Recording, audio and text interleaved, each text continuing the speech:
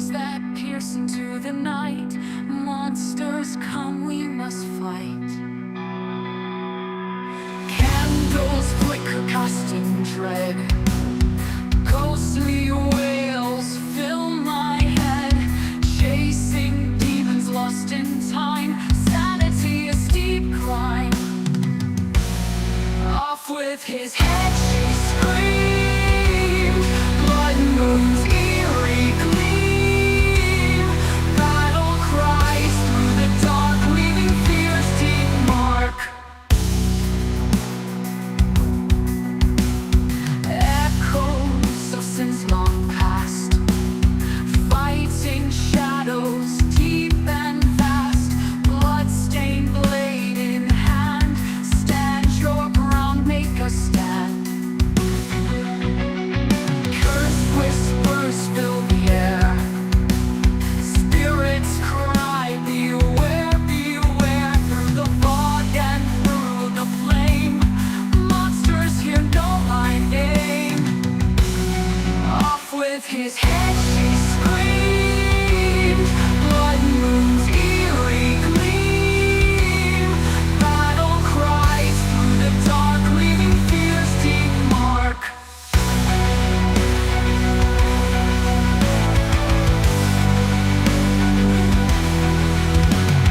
Off with his head she screamed. Blood moon's eerie gleam. Battle cries through the dark, leaving fear's deep mark.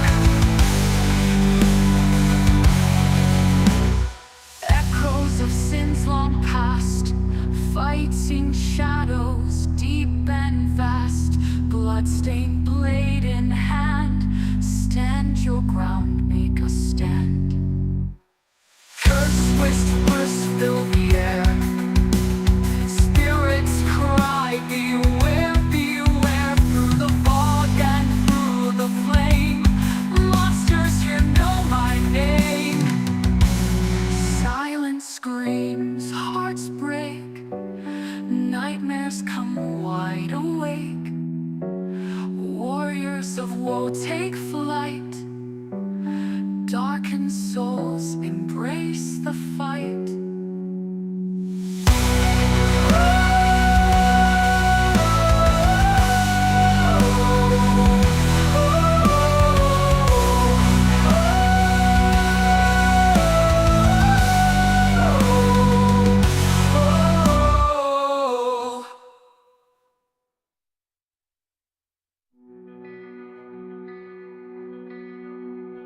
Shadows crawl from the grave, whisper secrets dark and brave. Eyes that pierce into the night. Monsters come, we must fight. Candles flicker, casting dread. Spirits cry, beware, beware.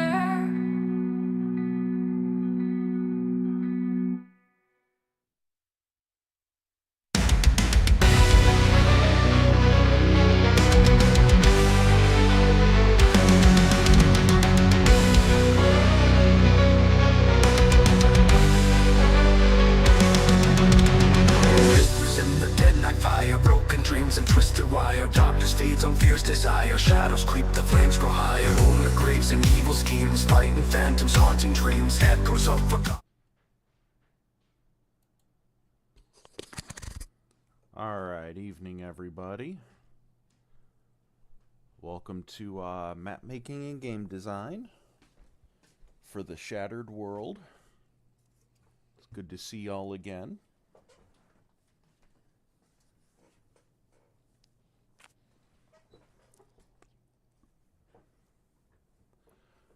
Alright, sorry for the delay. Tonight, let's see if I can do it this way.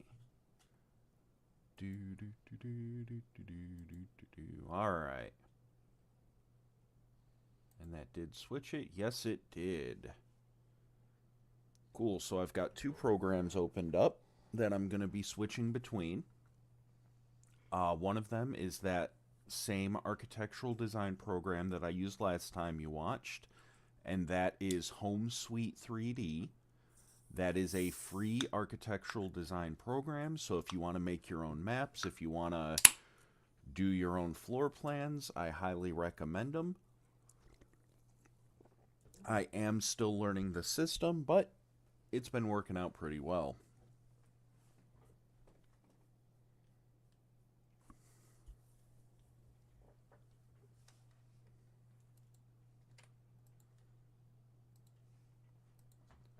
Right, give me one moment.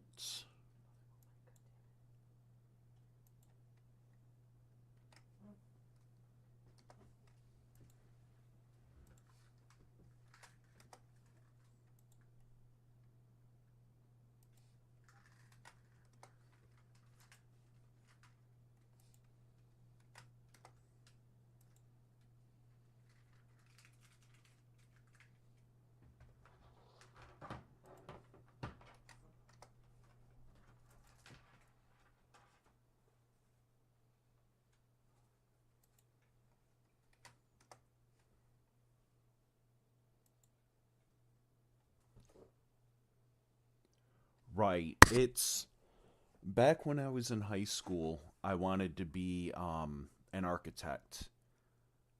And the sheer amount of programs that are available now that I wish had been available then are just amazing. The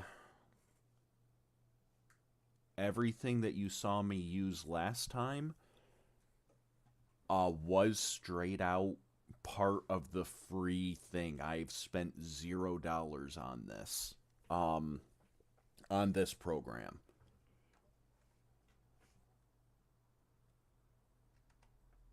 There we go.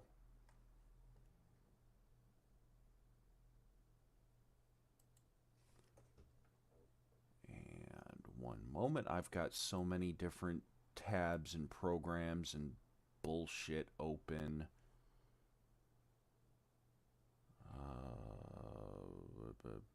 There we go. Desperate Gamble Legend.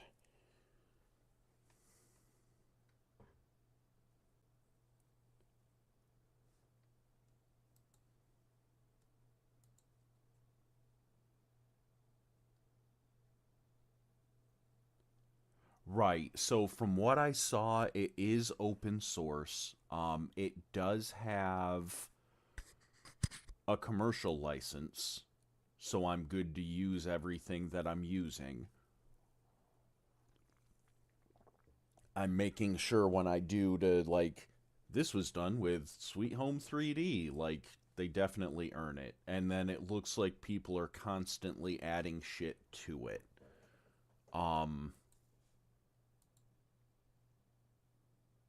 For example, oh, I have to manually switch it there.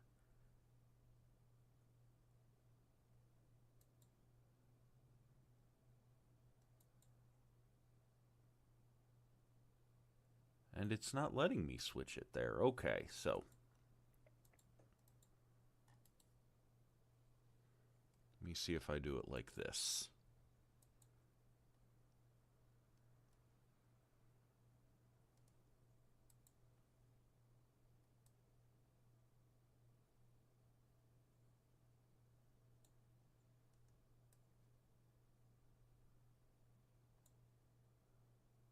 Fuck it, we're doing it live. All right.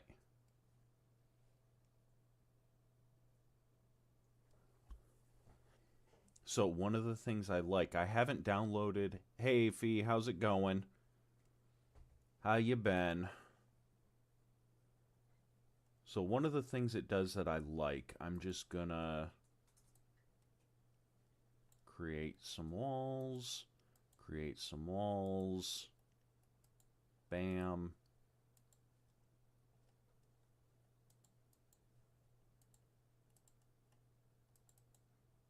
You can change the color of the different walls if that's something you feel like doing. There are also different textures.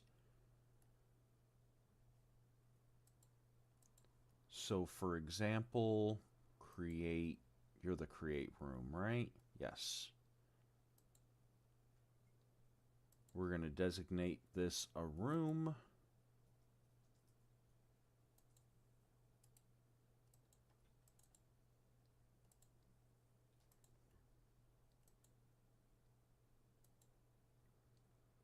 And now it looks like grass. Hey, Mad. Hey, Time. Hey, Fee. Hi, everybody. It's good to see y'all again. But we now have a little interior courtyard. We can make the different walls look like brick.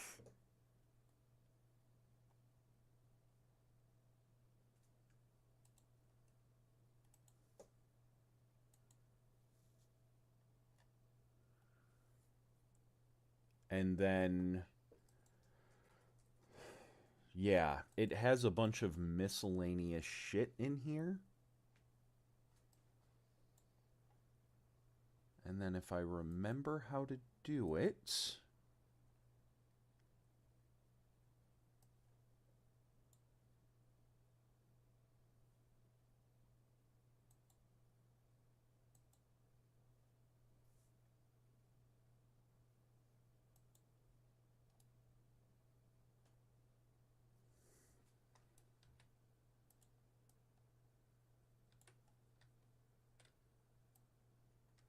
Yeah, so this part isn't the best, but it actually has a 3D, like, walk around shit mode. As you can see, I think that's cool as hell. So for example, I'm loading the maps themselves up onto Foundry. I can then sit down and attach a little video so you can actually see a first-person view of walking around. Right? I like House Flipper. That game is great. Like, I never thought that here's a game about being a house hunter, and it's going to involve cleaning and washing windows, and it's going to be a very calming game for you. Right, I am absolutely down for a House Flipper competition. Like, whether it's House Flipper 1 or 2, I will absolutely play that game.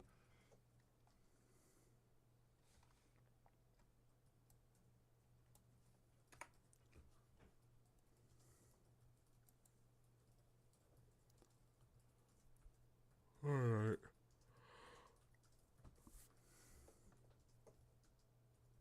Are you not familiar with House Flipper, Fee?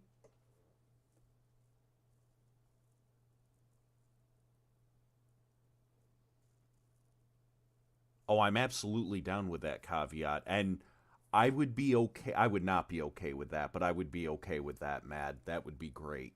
So, House Flipper is exactly what it sounds like. It's one of those old house hunter shows.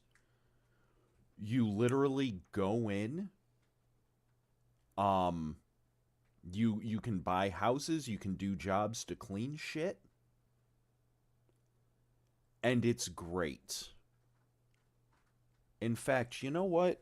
We're going to take a pause for a second. This just became a surprise different stream. 1 second, guys. Right, pretty much. So, do I still have it? Yes, I do.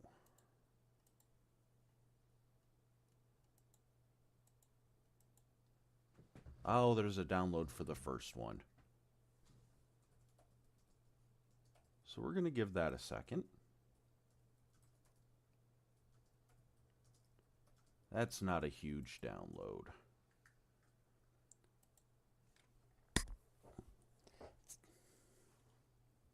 I'm back. I don't want to lose me. I don't know. Some days I want to lose me. I'm kind of an ass.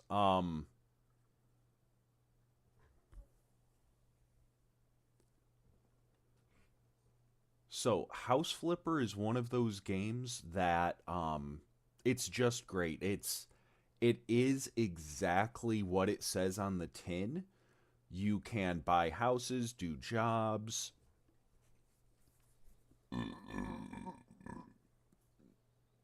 Oh, excuse me. Die, you can die a little bit. I like all those things.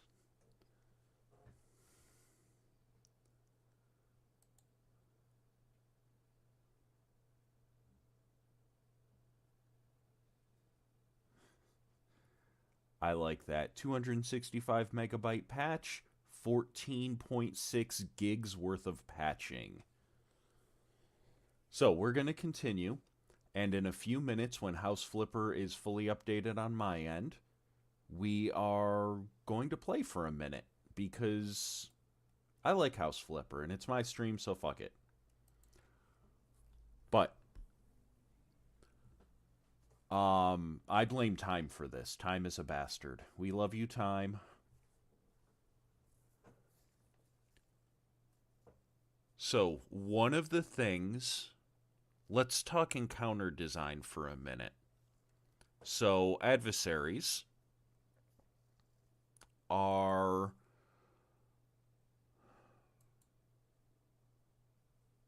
today is not a day. I have forgotten completely how to fucking English. Alright, professionalism. So, our adversaries, we decided to change them up a little bit, how they work. Yeah, that's what my parents told me too. Aww. Sad face. Anyway, joking aside, in a lot of RPGs, I'll use Pathfinder for an example. They made the categories of monsters first, right? So you have undead, and you have plant, you have outsider, and blah blah blah. And then they divided all those further, and then they started assigning skills on how you identify the monsters. Okay, well, undead, that makes sense for theology and blah, blah, blah. Okay. We went the other way. In universe, a lot of supernatural creatures have died out, but with the reemergence, or with the emergence of the tears, they're coming back. So they don't act exactly like the old ones do. There's a little difference there. And then one of the big things we wanted to address was the idea of, okay, this is a babao. This is a shadowy creature that snatches children. It has 15-foot long arms, right? This is a boogeyman. But in each of the cultures that this being exists, while it's still recognizably the same being, it is different in each of those. So, what one's canon? Which one do we do?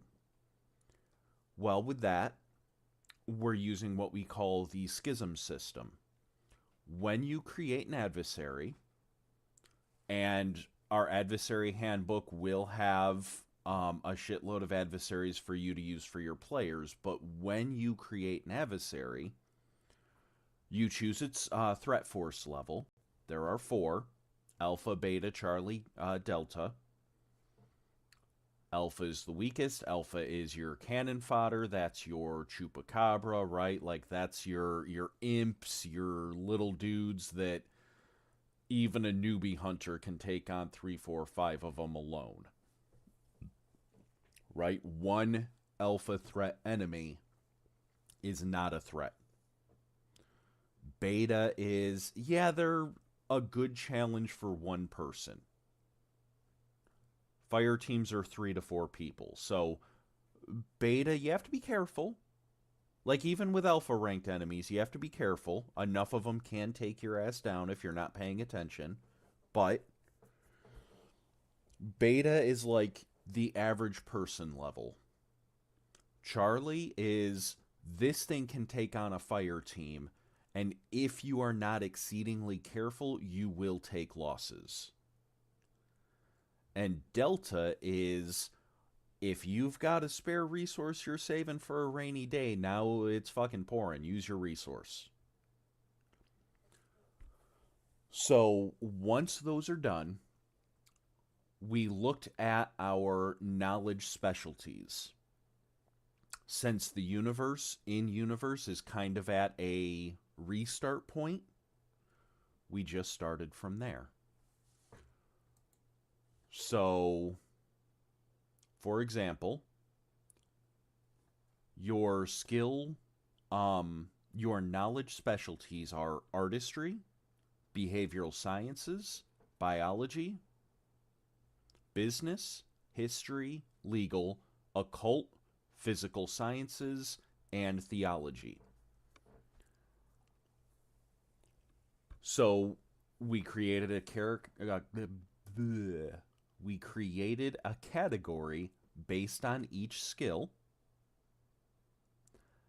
And dream rights are artistry, cognition leeches are behavioral sciences, flesh and form is biology, coinbound is business, revenant is history, sovereign is legal, voidborn is occult, forgeborn is physical sciences, and heralds are theology. Now, when you create your adversary, all alpha threat adversaries have a base score of 1 in their stats. The max their stats can get to is 4. You have 6 points to put wherever the hell you want. And 2 of their skills, they're at rookie level. They have 1 schism and 3 wounds. Schisms... Yes. And welcome, minion. Yes, the degrees are significant steps. The official name for them in the book is Threat of Force. One of the things about the world is that nationalistic militaries exist, but because a lot of the world still operates on what is basically a glorified guild system. Like, again, in this world, I can't teach you Fireball if you're not part of the Fireball family. So, rather than trying to train people on something I can't train them on, I'm just going to contract with the Fireball family house, and they know all the secrets of their magic. So I'm just going to use them as private military. PMCs, private military companies, are a much bigger deal in this world than they are in ours. So a lot of the terminology in the book, I very specifically went with that kind of pseudo-military bullshit. Yeah. So threat of force is the rough designator for the adversaries for their power level, and then you choose the category that they fit in. So on the first battle that they did on stream, the players went up against a bunch of Kasaobakis. Kasaobaki, again, they are, God, basically Japanese umbrella demons. In their true form, they hop on one leg, they look like giant umbrellas, tattered as hell, etc., etc. Gaping mouths, we're gonna eat your face. So, those Kasobaki were dream-right creatures. That's what they were doing when they were huddled over the unconscious shop clerk. They were basically devouring his dreams. Whatever is going on in the mall created them. They are highly evasive. All dream-right creatures are. And they had minor image. So, let me backtrack. Schisms. I had started to say that and then got distracted, which I never get distracted. To go back to the earlier example again, the Babao, it's a boogeyman that exists in a couple different cultures. Which one is canon? All of them.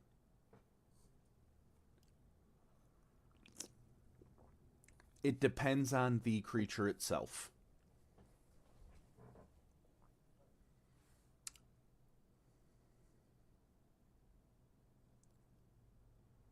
Yes. Yeah, so my brain is bad. That's the easiest way to put that. I have ADHD. It's the end of the night. I'm normally medicated, but that's in the morning. So I'm very much that scattered absent professor type when I'm off my shit. Neurospicy as shit. For a white guy, I'm spicy as hell. Yeah. And not in the I think Taco Bell is spicy way.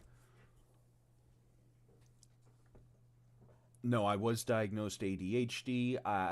Just judging from what little I know of my family, if you told me I was autistic, I would not argue it. I was never diagnosed, but neither would I fight that diagnosis, if that makes sense. So, schisms. Again, the Babao, multiple different mythologies. Which one is real? All of them. So, with the Kasobaki, again, they're a little different depending on which prefecture of Japan you look at.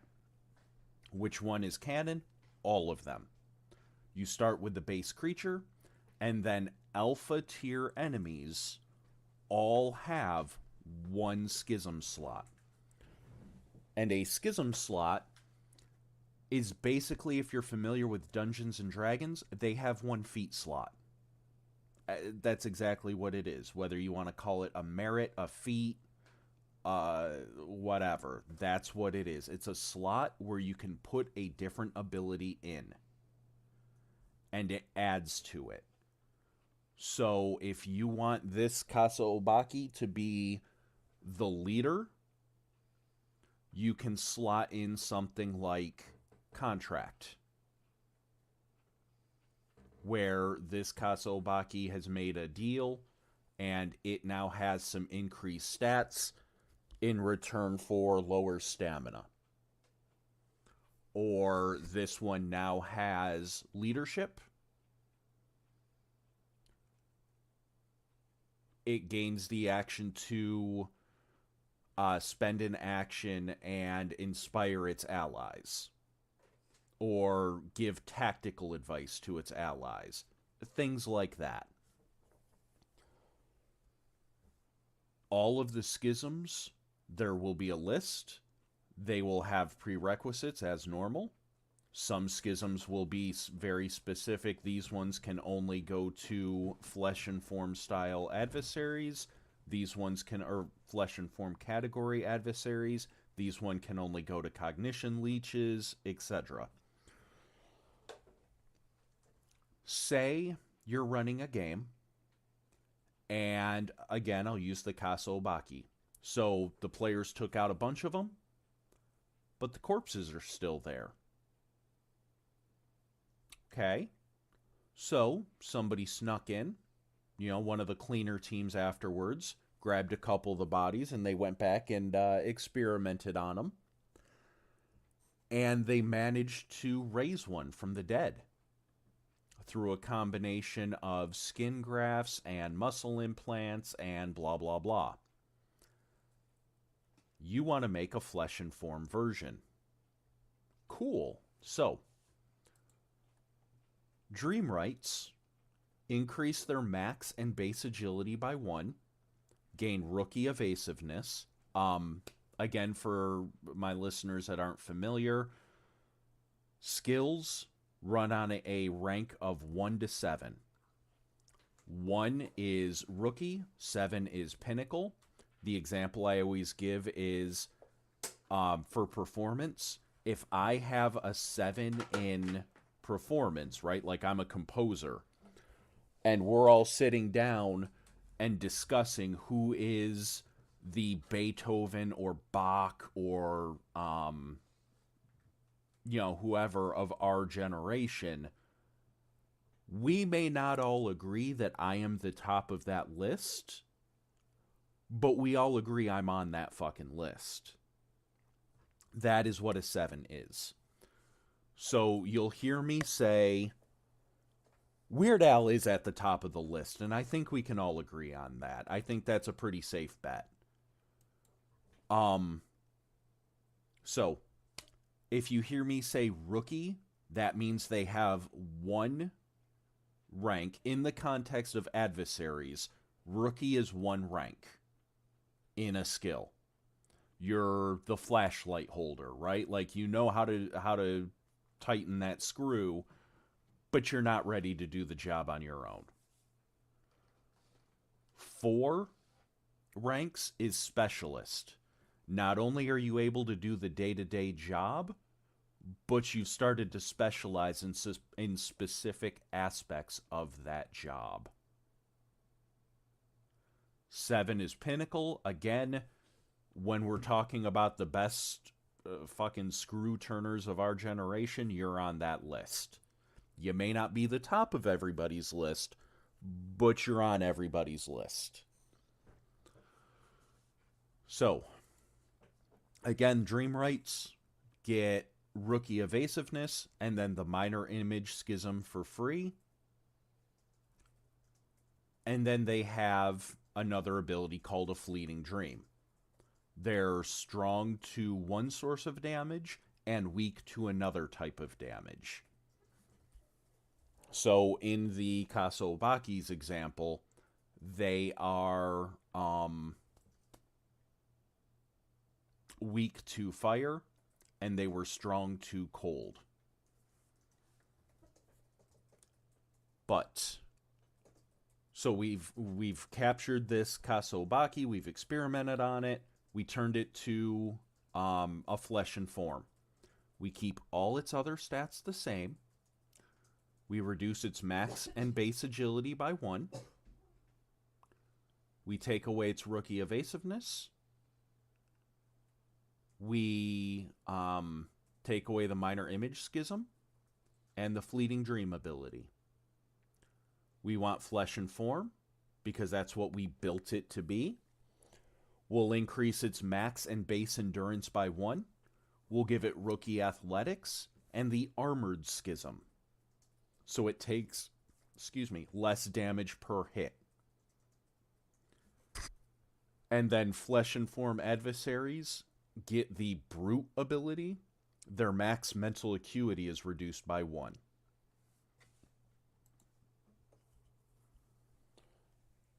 You make those changes. It takes you 2 minutes. And now congratulations. Yes. You beat me to that part, but yes. So that is the point of the schisms, and that is the point of the categories. I can take that same creature, a Kasobaki, I can make an encounter. Yes.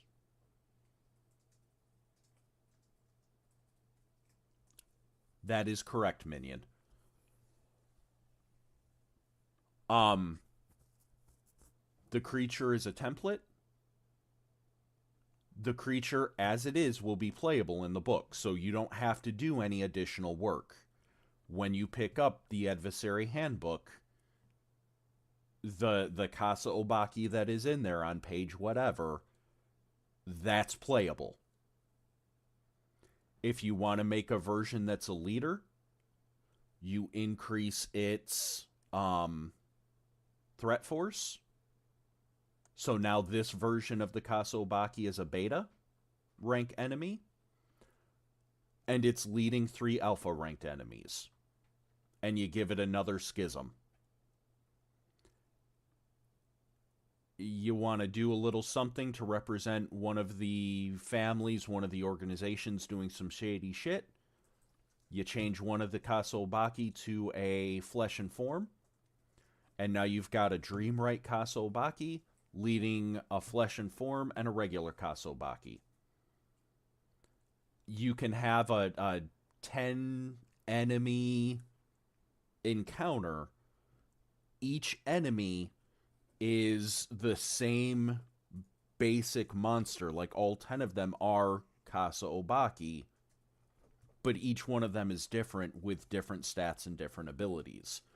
Now, I will say, if you are going to do that, you have a responsibility as the narrator, right, as the person running the encounter, to make sure to describe them differently so your players know. One of my favorite monsters, not in the Shattered World, this is in Pathfinder. One of my favorite monsters is the Yellow Musk Creeper. This thing creates zombies. Cool. Here's the thing. The Yellow Musk Creeper is not a necromancer. It's a plant. It's a carnivorous plant. It's a glorified Venus flytrap. Right. Handle that shit with care, exactly. The Yellow Musk Creeper creates zombies by infecting corpses with its spores. The zombies that it raises look like zombies, act like zombies, are called zombies, and do not have the zombie archetype, the zombie template. They're plants. So if your players... Right, exactly. The Cordycephalus, I'm sure I'm slaughtering the hell out of that, but exactly, yes, same page. So,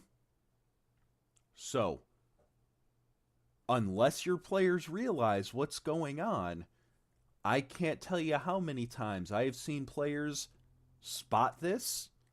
Oh, it's zombies! And the cleric very confidently walks to the front of the group and holds up their holy symbol as they're getting surrounded by zombies and cast Turn Undead, and then get died.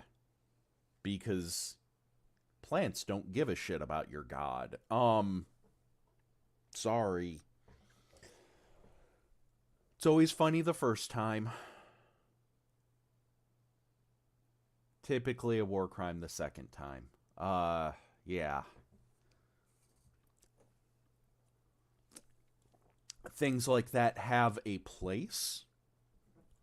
Right, the solution to everything is fire. Which, funny story, as a living plant, they get fire resistance. It's not a lot, it's only like fire resistance 5, but they have fire resistance. Oh, the first time I found that enemy, I was basically running my players through an abandoned greenhouse, and everything in the dungeon was plant-based. And I was like I was a new DM, I didn't really pay attention. I'm like, cool, it's a bunch of plants, I'm gonna make sure they have a bunch of fire shit. And it did not work out that way. Oops.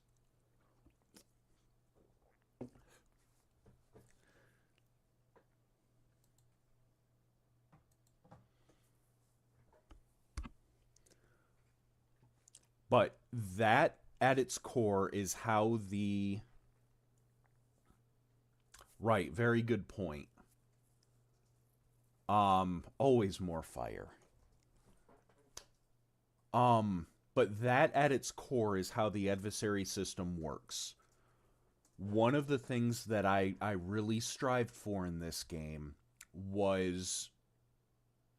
I'm going to say player, but player and character expression. If you can think of a character, there's a way to play it. With this being just the first book, you may have to jury-rig some shit, but you can play it.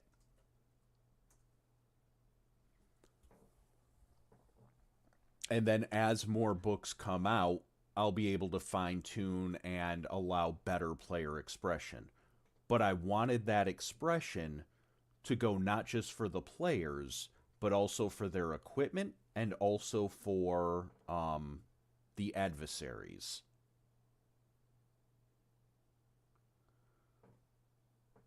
The game is made to support a lot of plug and play aspects, if that makes sense.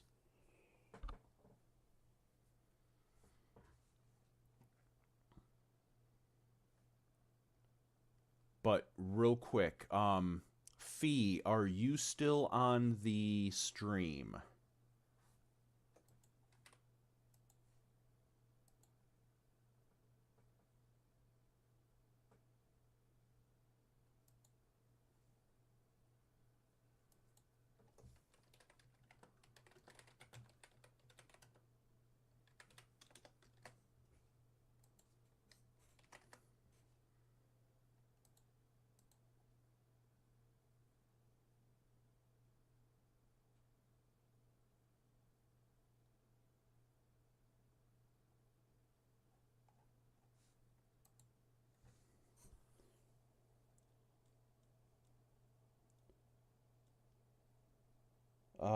Correct. Items are not separated from their magic from or by tears.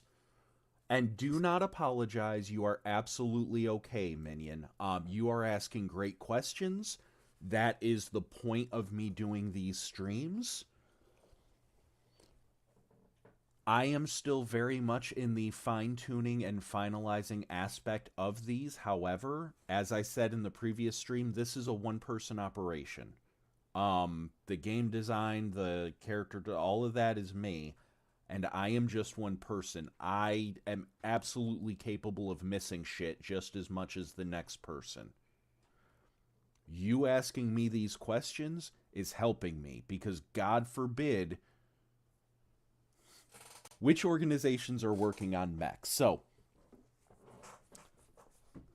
that is going to be book 3. No, joking aside, if you want to play a character that is a mecha-style pilot, mechs are necessary. So, there are 8 organizations. Let me pull up my list so I don't forget one, because it's been that kind of night.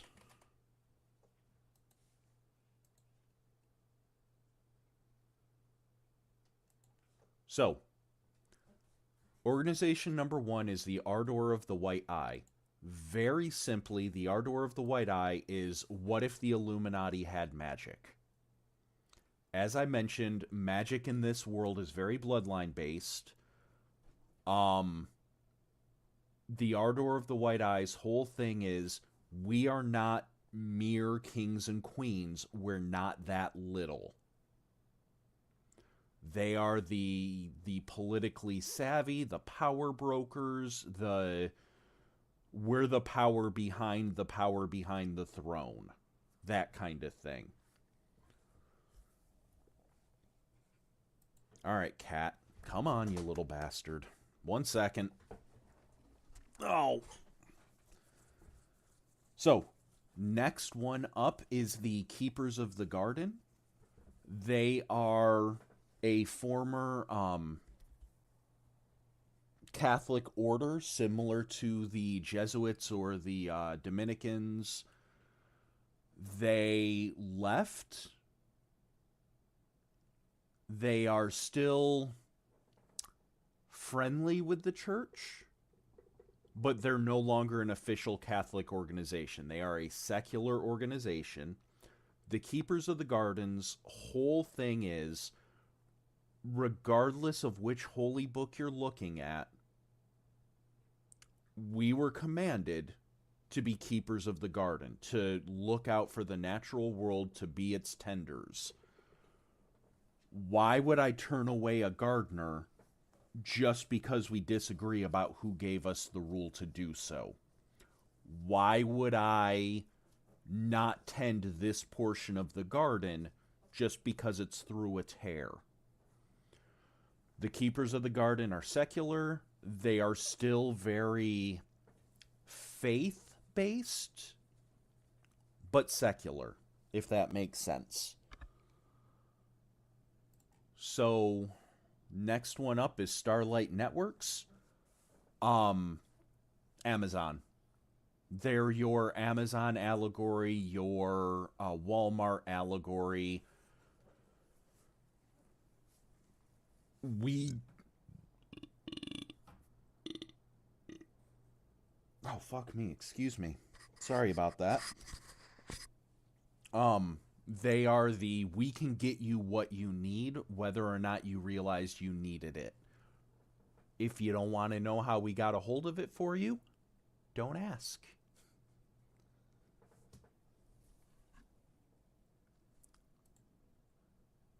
So the next organization is Supernatural Hunters Incorporated. The uncharitable version or uncharitable description of that group is, what if I would have joined the military, but I didn't want to punch my drill sergeant in the face, was a person. More charitably, they are firm believers in overkill is underrated. Their whole thing is, look, if you have 100 zombies attacking a city center and you kill 99 out of 100 zombies, what happens? A week later, you have 1,000 more zombies.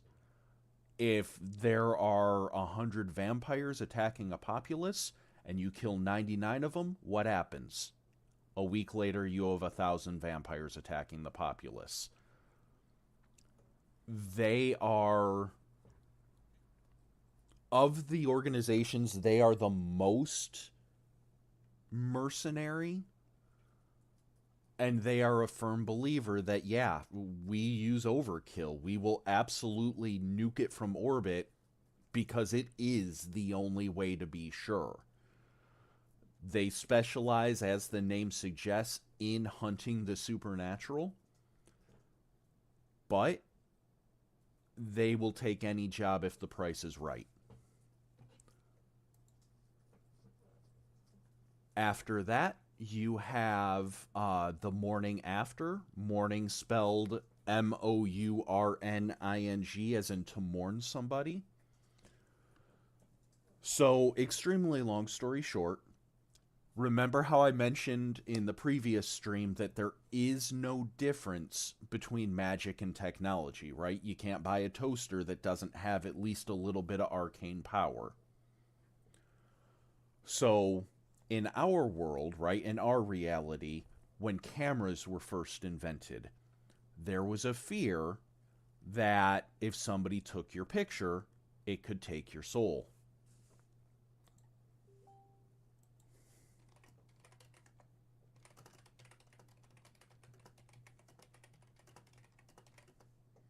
One moment.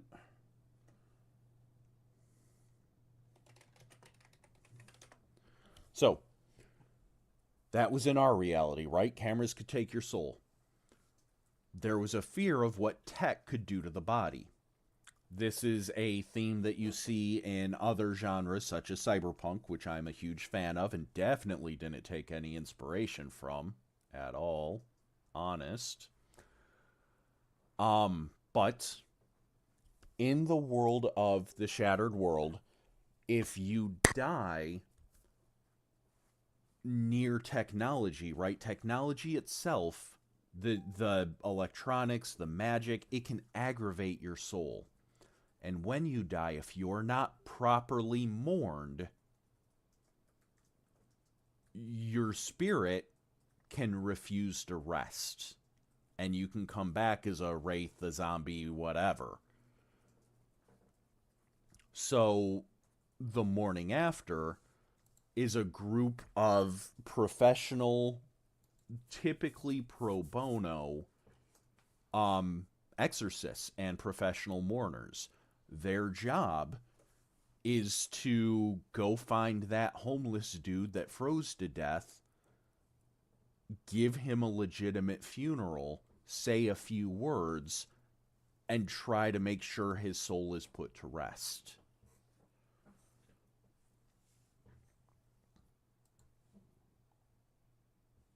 Safe Haven Project. Basically, their whole thing is time and time and time again, the world has come to the brink of annihilation. It only takes one idiot with their finger on the big red button to end it all. Humanity needs some type of way to survive that. They need, simply put, a safe haven, somewhere where the nukes can't get them. It started as a Cold War project, and then when spaceflight and the like became in vogue, it began looking towards Mars colonizing Mars, colonizing the moon, that kind of thing. Now that these tears have opened, the Safe Haven Project views that as the perfect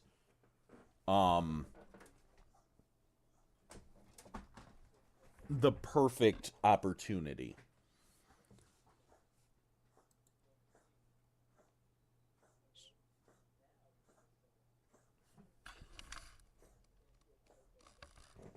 Okay.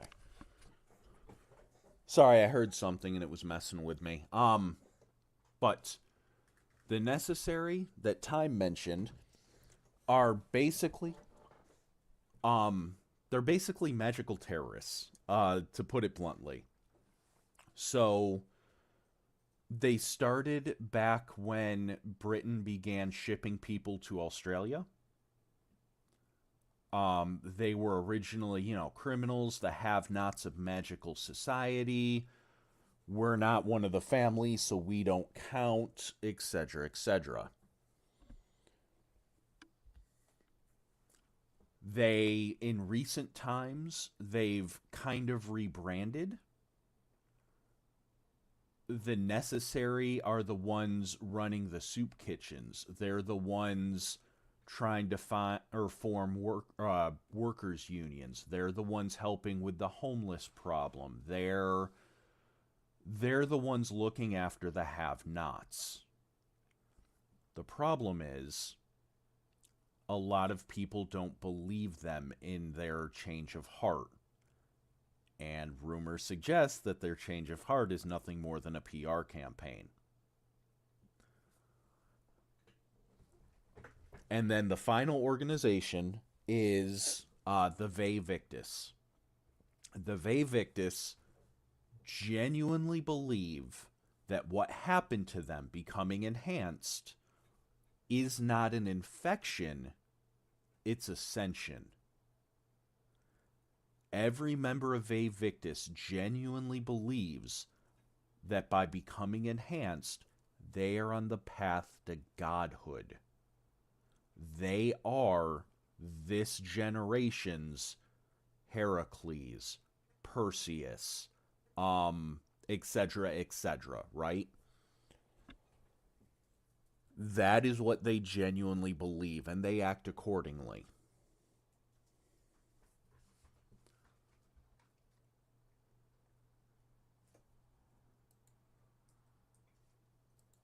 So, at this point,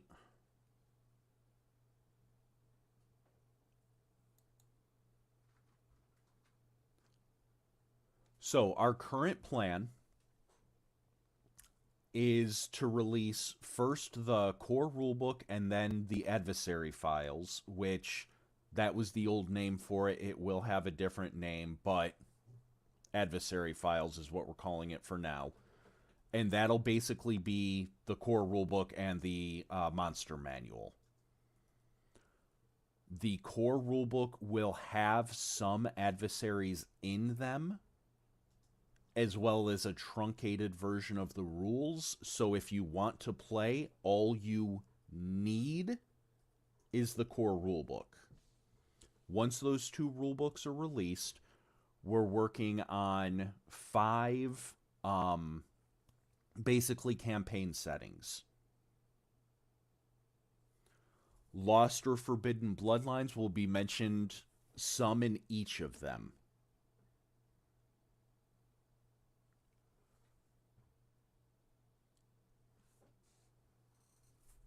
Yes, so when you create your character, at character creation, You must join an organization.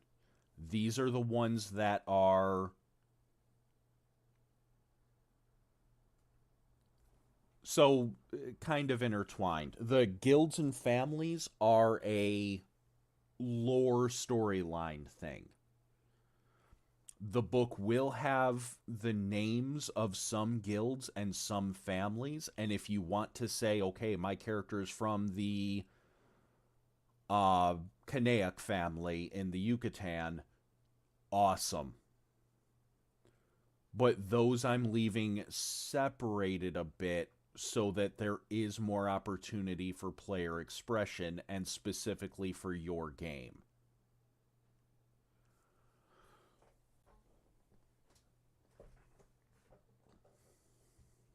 If that makes sense. The 5 campaign books are going to be exactly that. I plan on releasing one of them every year or two.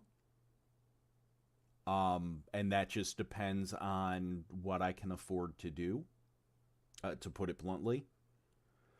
And then I plan on releasing smaller organizational handbooks.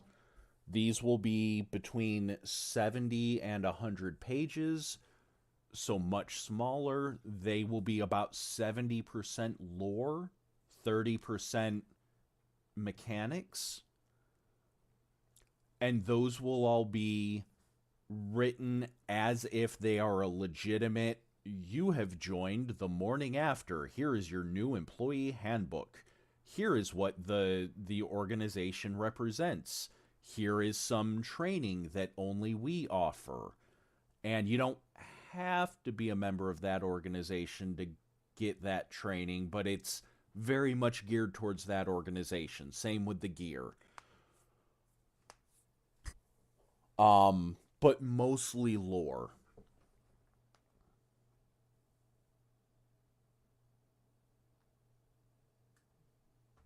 I assume they're going to be part of the org before you open up a tear in real life. I don't know if I want to open up a tear in real life. Especially not with what I have planned.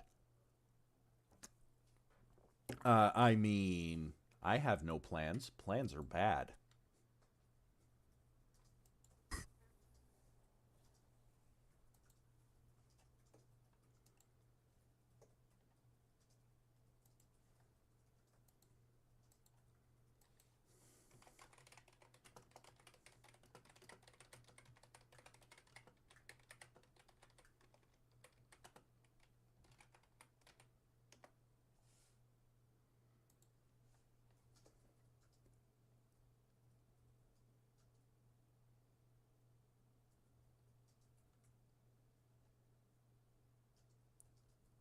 Right, no premeditation, corporate overlords. I love you. And Minion, they want to go through the tears.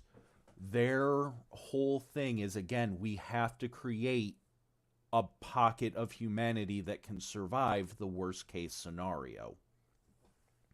If something happens to the planet, theoretically, the people inside one of these tears will survive.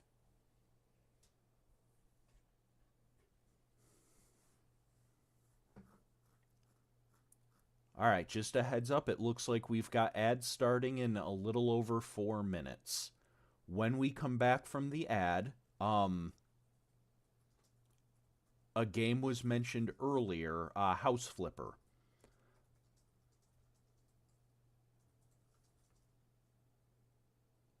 So a couple different things pays for Morning After. Number one, the founder is wealthy and has access to their own funding through some other sources. They also do a lot of government contracts. Think of that scene in the original Ghostbusters, if you saw it, where they capture Slimer and they tell the concierge how much it was. And the concierge is like, oh, that's, or yeah, it's ridiculous. I'm not going to pay it. And they're like, oh, we'll just put this dude right back. We got this. It's going right fucking back. It's kind of like that.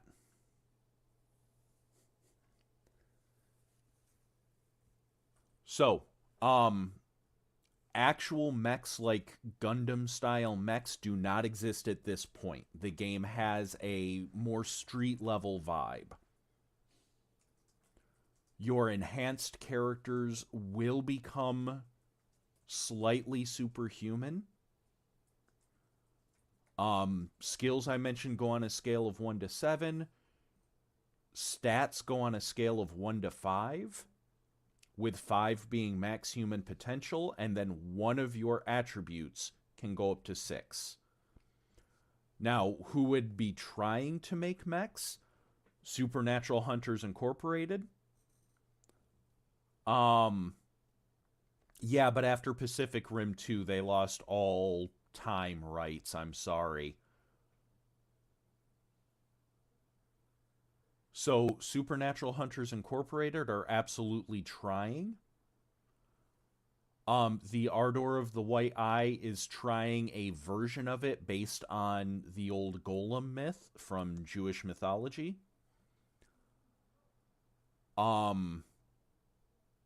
Those are going to be your two primary ones trying to make what you or I would consider mechs. And then that is something, if I include mechs, that will be in a later campaign book. The goal is for there to be an overarching meta plot. Again, you don't have to use it if you don't want to. Feel free to pick and choose parts of it for your home games.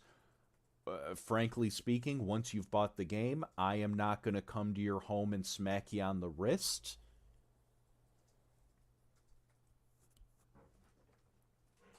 If you're not playing it right. Heavy armor. Let me pull up their name again, because again, it's been that kind of day for me. So some of the heavy armor is closer to what you or I would call a power suit or power armor. Very individualized, smaller, like this is my suit.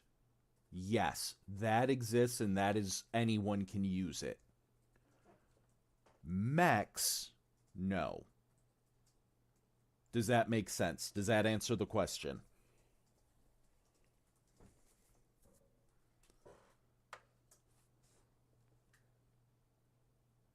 Hey, Minerva, absolutely no mega damage. You can burn in hell. I love you. No mega damage. I love everybody. Fuck riffs. Fuck mega damage.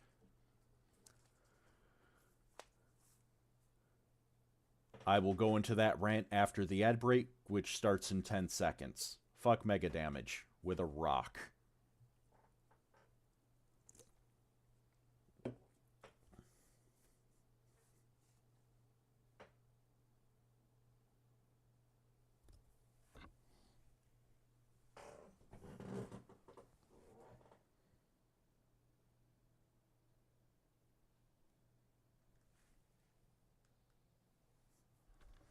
All right, we are on ad break.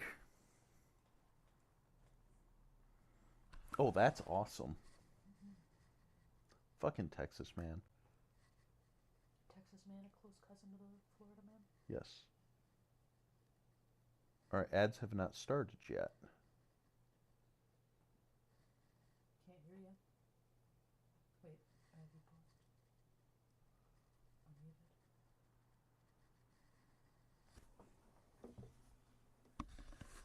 All right. Apparently, my stream chat box thingy lied to me. Because y'all can still hear me. Awesome. There are no ads. Oops. Okay, wait. It just popped up. Ad break ends in 3 minutes. And you can still hear and see me.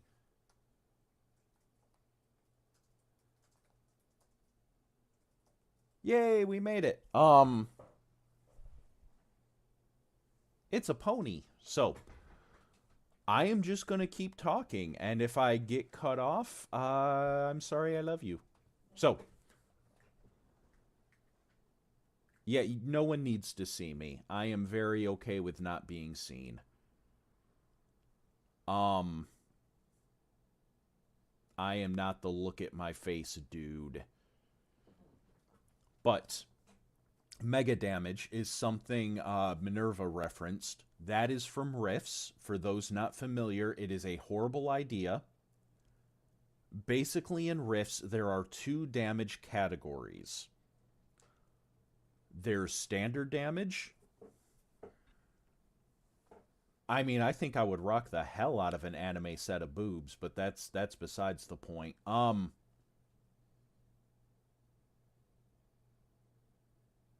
are aware. Okay, well then I won't go into it.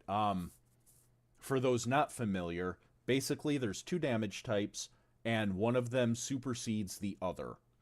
If I have 1 point of mega damage armor, I am immune to all standard damage.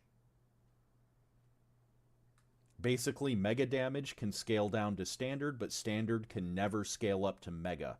Now, the core rulebook for Rifts got away with this by stating, no, mega damage is really rare and it's really special, and like, you should go on an epic 30-year quest to find 1 mega damage, whatever. But power creep, my friends, is a thing. And as more books came out, more mega damage shit came out. And it got to the point where one of the books had like a 1 mega damage laser pen. No. No mega damage.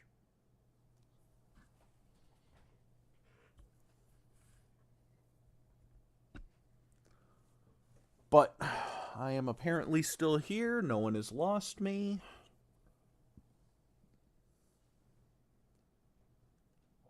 So, at the beginning of the stream, we had gotten...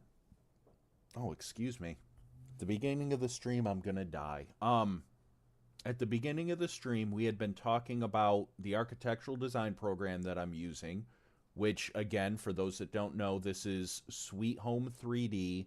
This is a free-to-use architectural design program. I highly recommend it if you're looking to do blueprints, floor plans, modern fantasy maps, that kind of thing. It's fucking awesome. And it's free to use, and you do get the commercial license with it. But we had been talking, and we brought up the game House Flipper. For those that aren't familiar, it is basically one of the old House Hunter shows as a game.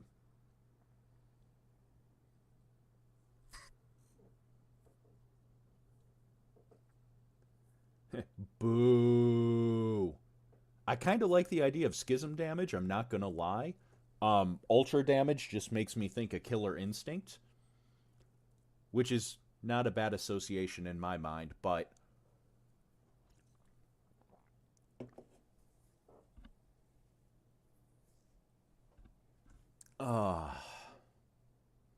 that is bad. That is really bad.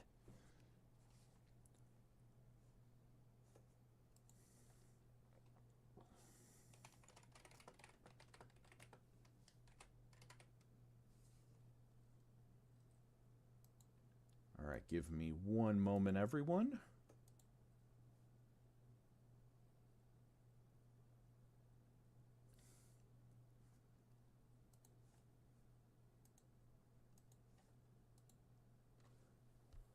I appreciate it. I always love the help.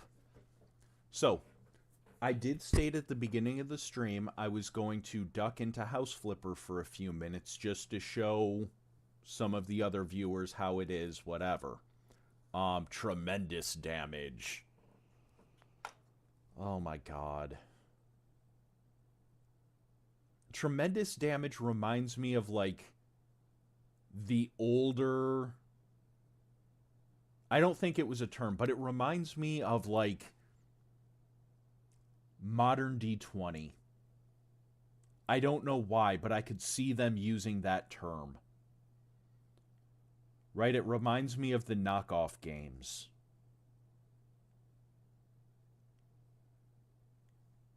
Modern D20 is another one of those games that's just horrible. They were. I still absolutely plan to talk about the Shattered World. It's just you're going to see a backdrop of me running around and cleaning a toilet rather than colored squares. They may actually not still be here. I haven't heard anything from them for a minute or two. So, I'm going to wait. And if they don't pop back on, well then, you guys have been spared. Instead, you got to listen to me talk about, you know, random bullshit. Yay, random bullshit, go!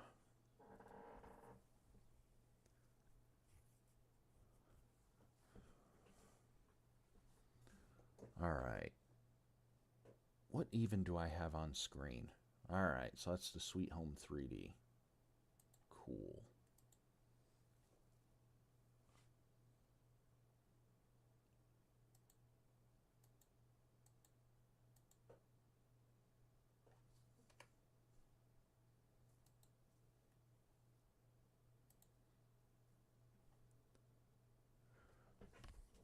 Alright, so where were we? We jumped around a shitload and then I got off onto a random rant about other game systems. I may do a VTuber thing. I mentioned that last time. I kind of want to do this avatar of Mr. Bitey, the dinosaur with a top hat and monocle and dice.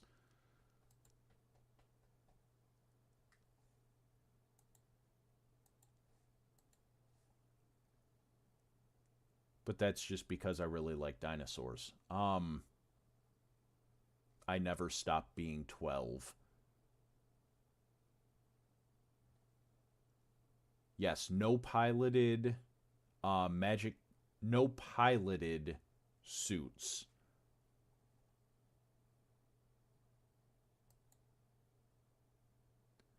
So right now, humanity has not colonized Mars. It's one of those things that they're constantly planning. But similar to in our world, humanity has not yet reached Mars.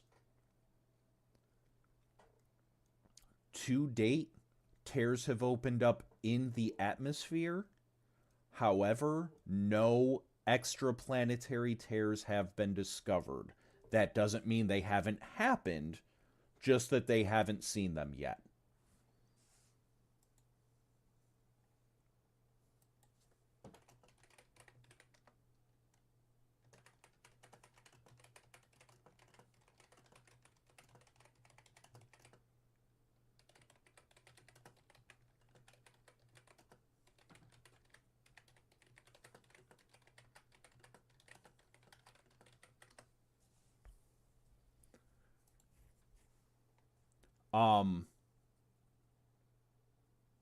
Sorry, could you guys hear me typing? My bad.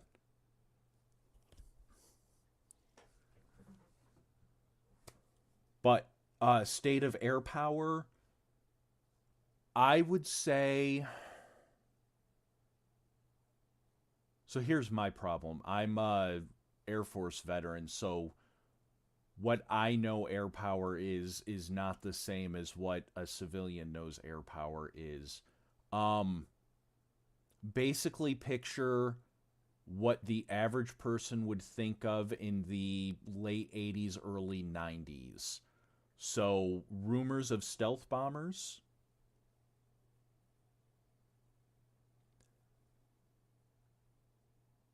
Hey, how's it going, Fee?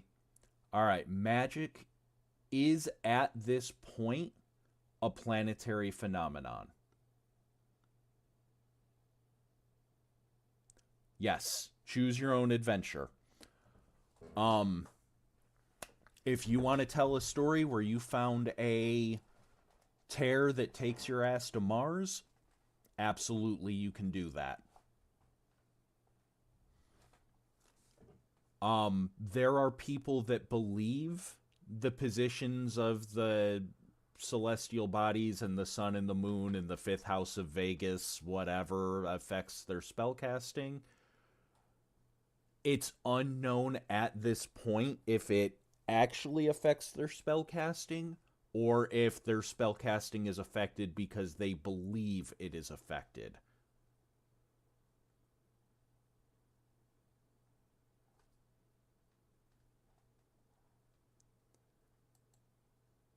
Nope, Moon Shuttle landed. What I mean by that is there's no evidence that the moon itself has magic. Like, there are people that say they can draw their power from the earth. But are they actually doing that, or is it their own internal magic? Because again, that magic is bloodline based. They can't teach someone how to draw magic from the world. It's only this bloodline that can do it, or that bloodline that can do it. Does that make sense?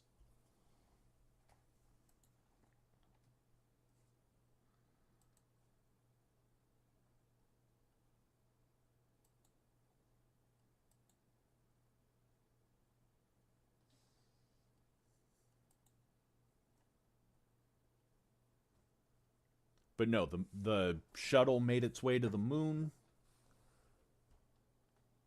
Ah. Okay, no, I misunderstood you. That's my bad. Magic works normally in space.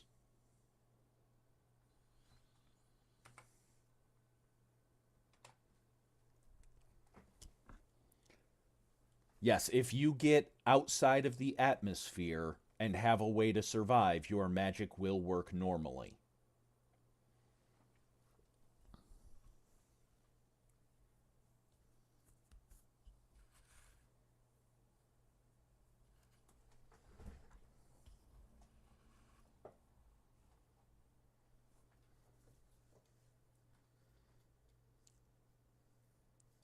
All right, so I am loading up House Flipper. I will still be talking about the Shattered World, but I'm going to demo that game for a second while we talk, similar to what I do on my Bitey's Breaks episodes.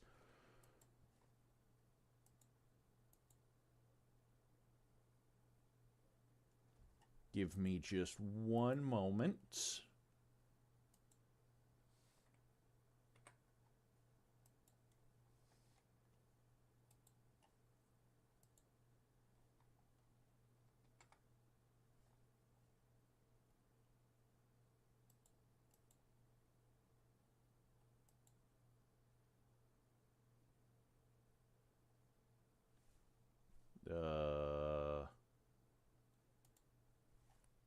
That did not work.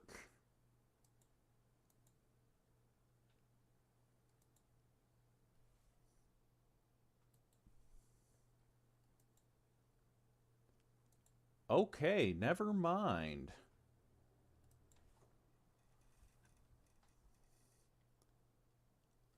That is not transferring over. So, we will not be doing that.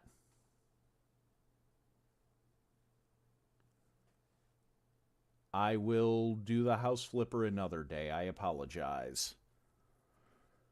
Yes, that is correct, Minion. Magic isn't unique to planetary bodies or the presence of a biosphere. When you go through a tear, again, the process of becoming an enhanced is not guaranteed. Technically, you can go through a tear and keep your magic. It's a risk, and those with the most powerful magic aren't willing to take that risk for obvious reasons. There are always people working on trying to create shielding to go through. For the moment, that hasn't happened yet. One of the things I want to point out, when you go in the book to the Destiny section,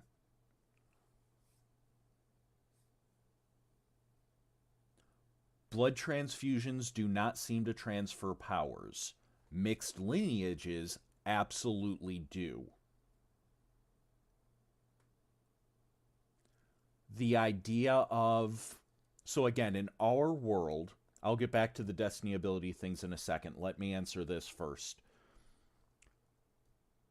So, in our world, the idea of marriage being for love is a rather recent phenomenon, at least as far as human history is concerned. For most of human history, you married your sister to France, or to a French noble to strengthen the alliance with France, right? Marriages were a political thing. In the Shattered World, that mentality never really went away. The issue is, I may be part of the fire family, right? And you may be part of the ice family. That doesn't mean our kid is going to have both fire and ice powers, or that their powers are going to be strong enough in either one to be worth a damn. There's an anime, My Hero Academia. Very simply, I've only seen bits and pieces of it myself, so feel free to correct me if I'm full of shit. God knows that happens. But one of the older characters is like this fire-based epic hero, and he did something like this, where my big weakness is ice. Okay, I'm going to make a deal with this ice family, and I'm going to fuck their daughter and have kids, and our kids are not going to have the weakness that I do, and they're going to be the number one hero of their generation. And he had like 6 kids, and only one of them had the necessary power mix that he was going for. That's one of the dangers. Yes, I, as the fire family, may make a deal with you, the family that specializes in transmuting metals, and my daughter and your son are going to be joined in holy matrimony, blah, blah, blah, to throw the rice. That doesn't mean, like, there's just as likely a chance for their kids to come up with this new form of whatever, fucking fire metal bending, whatever you want to call it, right? Like, new form of magic that's awesome and changes the family fortunes. It's just as likely that that's going to be a dud, and they're going to end up being like this, the branch we don't talk about.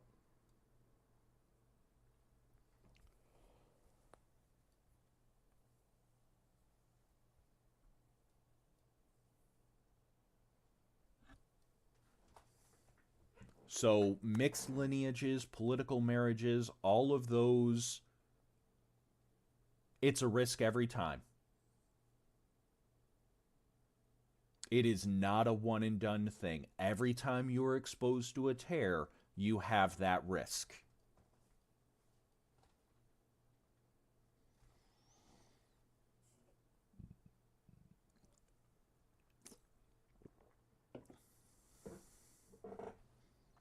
Things can skip generations, yes. Again, magic is bloodline based. Magic is tied to genealogy, but no one is quite sure how. Like, they haven't found this is the fire magic genome, right? Like, flip this switch from THGA to THHH, and right, they skipped Crimson, one of the players in the Sunday campaign. Fire magic, or any magic, can skip a generation. I have brown eyes. My wife has brown eyes.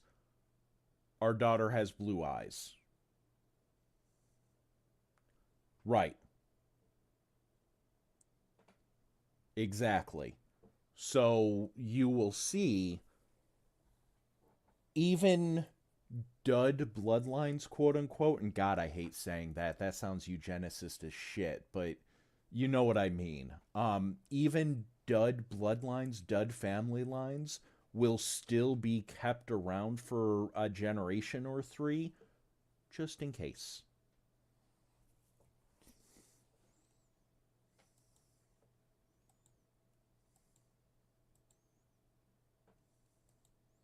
Nope. Okay. We're going to close you.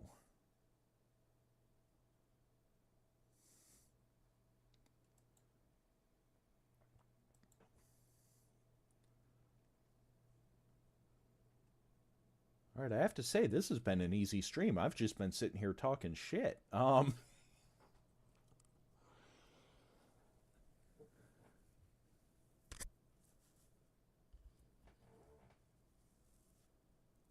Remind me when Minion comes back to get back to the Destiny abilities, because I started to say something, and it's something I want to mention because it's brought up a lot in the book.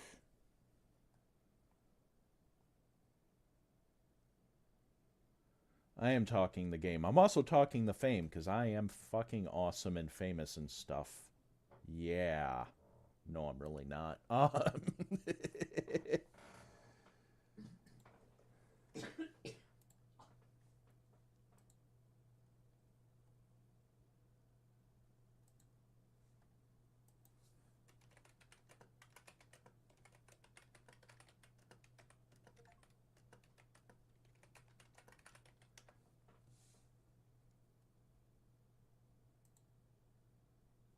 Okay.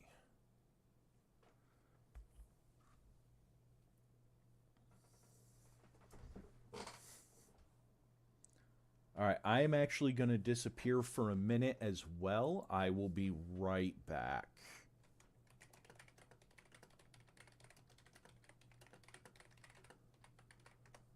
While we are waiting, I am going to switch it to the music screen, so enjoy some music for a minute.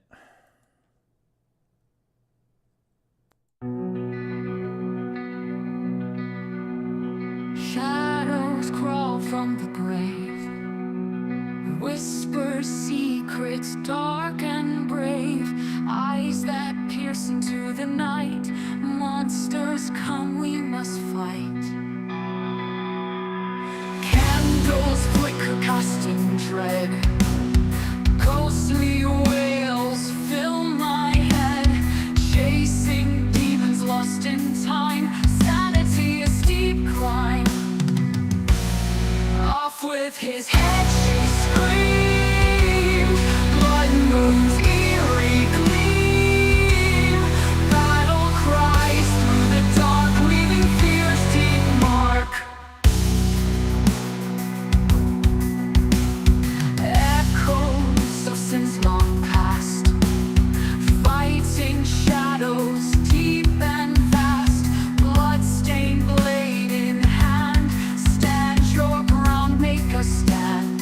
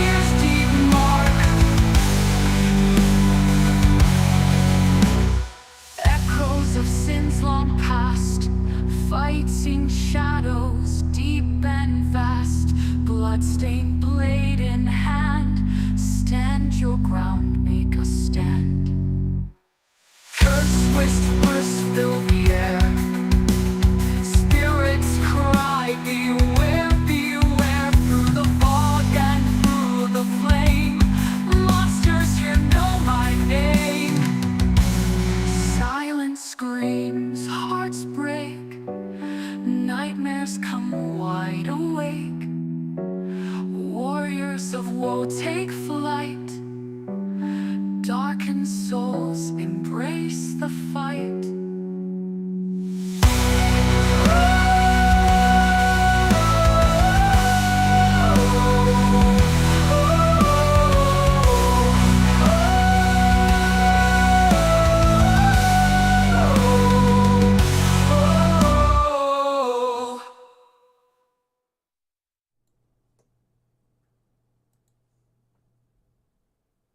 All right, I am back. Sorry. Oh, God. Professionalism at its finest, ladies and gentlemen.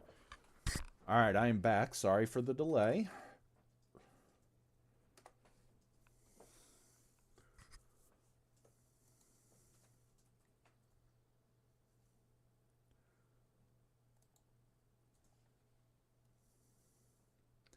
You're welcome. I did not feel it coming on until I sat down and started talking. Then my body goes, "Hey, boss, we're done.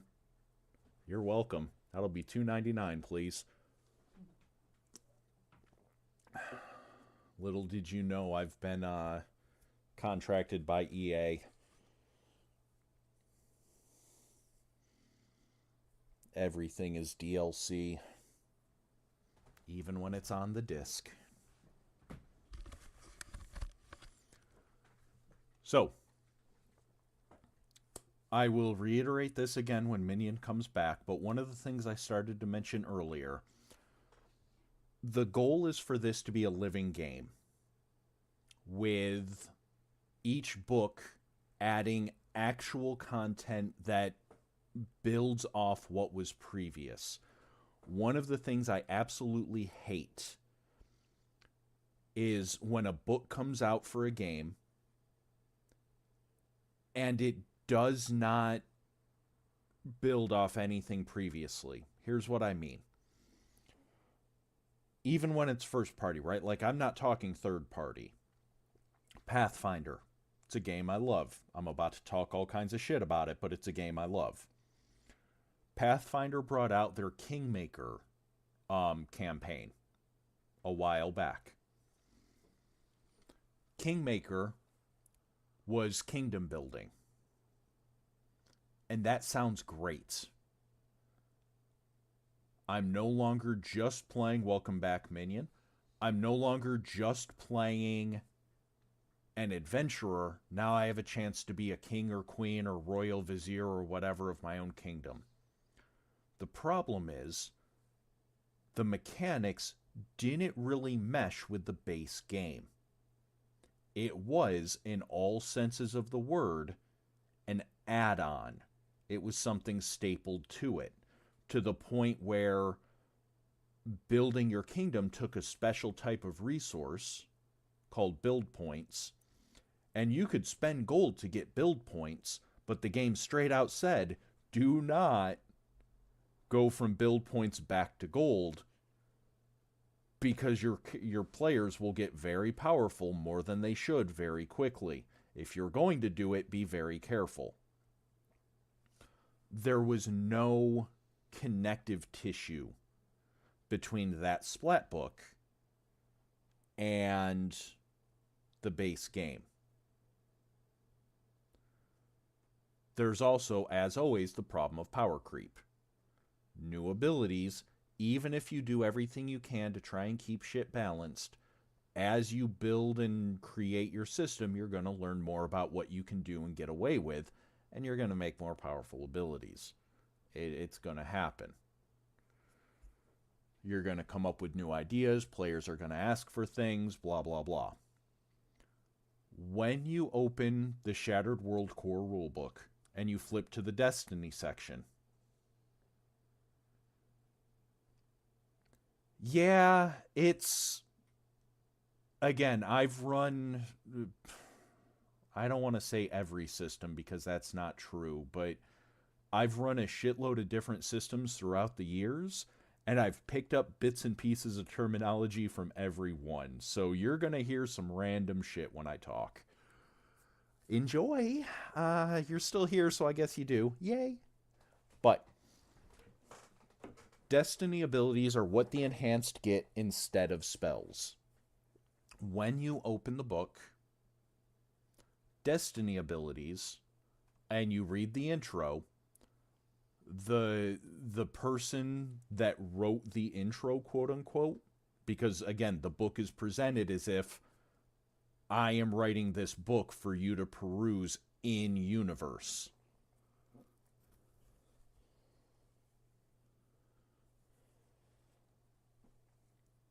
Hey, just means we made a connection, that's all. Yay, random terminology. But the book is written as if this is something your character is going to be perusing in the universe. In the Destiny section, it straight out says, this is a grouping of 12 of the most common destinies that I have found in my research, as well as 12 abilities each that are the most commonly associated with these 12 overall destinies. So this is not an exhaustive list. There are more out there, but this is what you are going to most likely run into in the field. And then each one of the campaign settings is going to include not just new destinies, but new destiny abilities and updates for previous destiny abilities from previous books.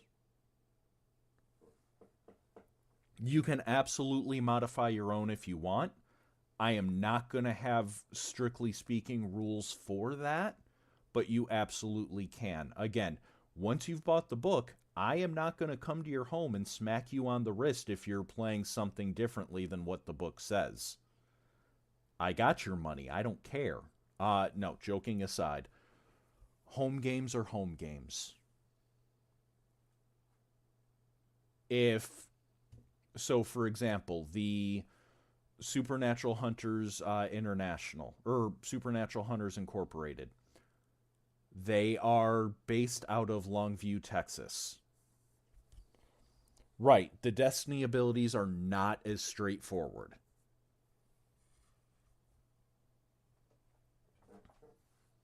They are designed to be more shenanigan-y.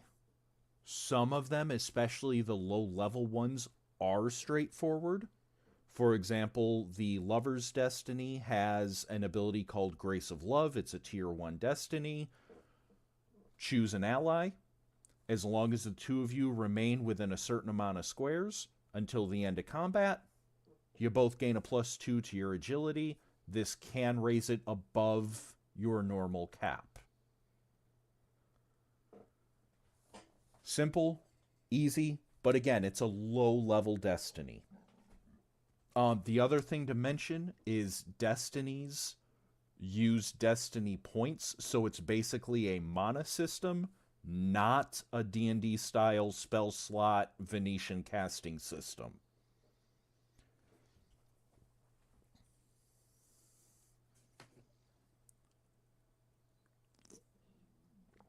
I have always preferred point-based casting systems because they offer more flexibility.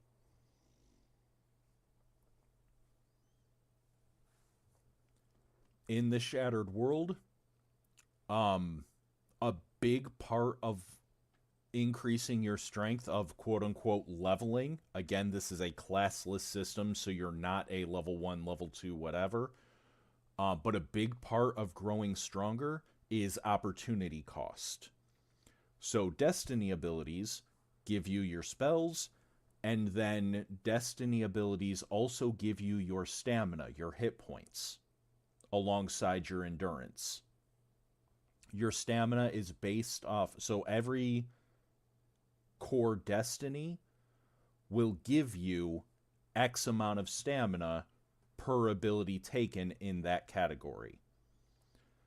So the Strength Destiny will give 4 stamina per ability.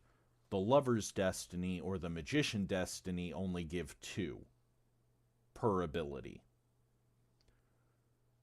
So it very much becomes a question an opportunity cost. Am I going to save up my experience points and just plow right through the Lover's Destiny to get to that tier 4 ability, the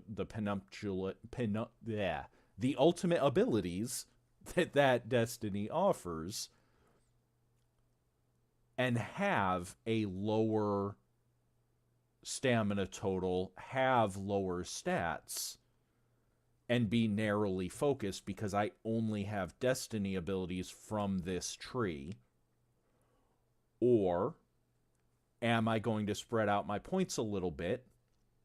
Am I going to get 2, 3, 4 tier 1 Destiny abilities from different Destinies so I have more versatility and more Destiny points and more stamina, therefore more survivability? Am I going to not really have a lot of Destiny abilities at all and primarily focus on my key skills, at least in the early game? Those are all valid ideas and valid builds.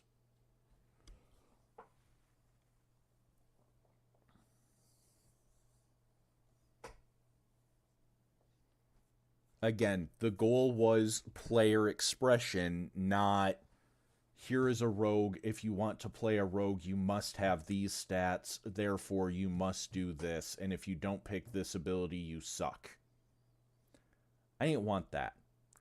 One of the things I hate about the 3.x style games, so Pathfinder 1st Edition, D&D 3.0, 3.5, any of their spin-offs, was the concept of feat taxes. You know, you only have so many feat slots throughout your character's progression, so I'm going to make you spend a couple of them on these useless abilities that don't really do a lot so that you can get to this really cool ability. I don't like that. I don't want that. Fuck that.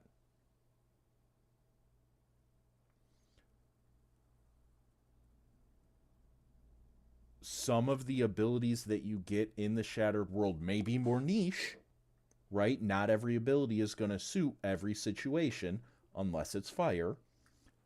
But you should be able to find a use. You should be able to shenanigan something to make it work.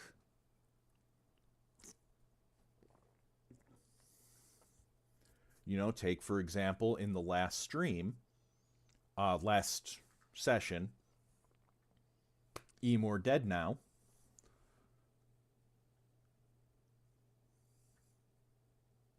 Right, that's exactly what I'm talking about, Minion. That's what we're trying to avoid.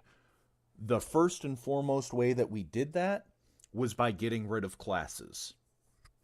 By getting rid of classes, classes are nothing more, in my opinion, than a cheat sheet to a build. And too many times, Pathfinder 1E was notorious for this. There were so Pathfinder 1E came out with the idea of archetypes.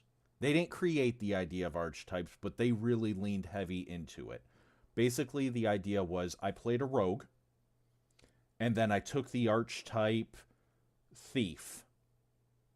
Or I played a fighter, and I took the archetype archer.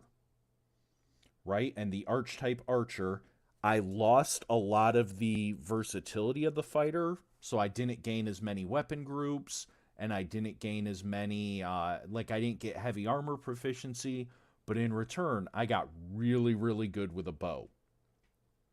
And it modified the class. And in theory, it did it in such a way that you could play an archer-focused ranger, and I could play an archer-focused fighter, and we would still have enough diversity to be two different builds, two different playable builds. The problem with that is that it very often led to the Kata monk. where monk in Pathfinder and D&D is very famously mad, multiple ability dependent. If I want to play a monk, I have to have decent strength so that I can hit shit. I have to have decent dexterity because I don't have any armor. I have to have decent con because I'm a frontline fighter. That's 3 out of 6 stats that I have to have decent. Night, Fee. Talk to you next time. Thanks for showing up. I appreciate seeing you. I have to have decent willpower because that's what my class abilities are based off of. So that's 4 out of 6. Which means in a point-by-base system, none of my abilities or none of my scores are going to be high enough. Kata Master Monk sounded good on paper. It combined the parry and riposte abilities of a swashbuckler combined with the mobility and unarmed fighting style of a monk. That sounds great. That sounds like a character I want to play. The problem is, your kata abilities were based off charisma, like a swashbuckler, where your other monk abilities were based off wisdom. So now I've got a class that I need 5 out of 6 ability scores to be good in. And it's just worthless. Or they'll have whole classes, like the Scaled Fist Monk, that when you really look at the class, the only thing it does is change your primary attribute. So all of your class abilities as a monk are based off wisdom. For a Scaled Fist Monk, now they're based off charisma. And when you actually look at the archetype, that's all it did. Yeah, it gave you some other shit, but none of it was stuff you couldn't get as a regular monk. It really didn't do anything but that one thing. You had feats like Weapon Finesse that did absolutely nothing except, instead of making an attack with a melee attack with strength, I make my melee attack with dexterity. I still use strength for damage. That's what I mean when I say feat tax earlier. Weapon Finesse does absolutely fuck all, except make an agile build playable. Mostly. Because you still need other stuff. But it doesn't actually do anything. So we handled that with the Shattered World a couple different ways. Number one was I sat down and looked at the attributes and how they were defined. One of the things I make very clear when I'm defining the attributes and describing them to players, there are 5 attributes in the Shattered World. GURPS I have not sat down and played in years. It's to the point where I can probably talk GURPS, but it's been so long and so many systems in between, I cannot guarantee I wouldn't accidentally be talking about another system. If that makes sense.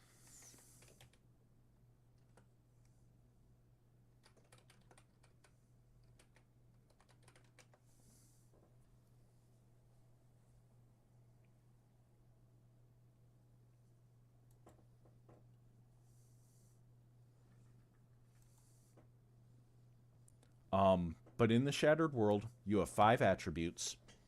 You have ferocity, agility, endurance, mental acuity, and resolve.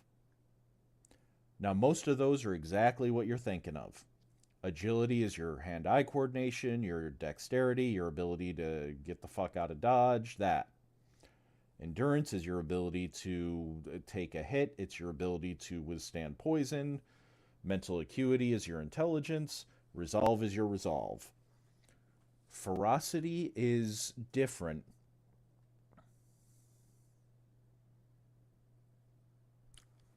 Yes.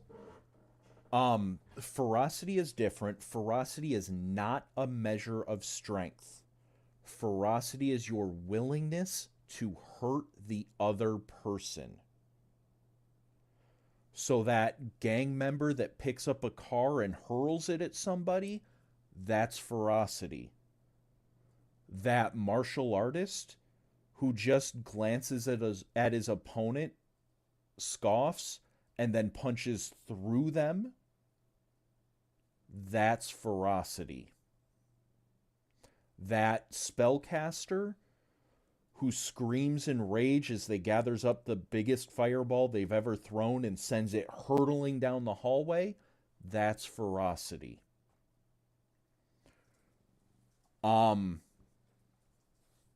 Yes. Ferocity is not your strength. Ferocity is your willingness to hurt the other person.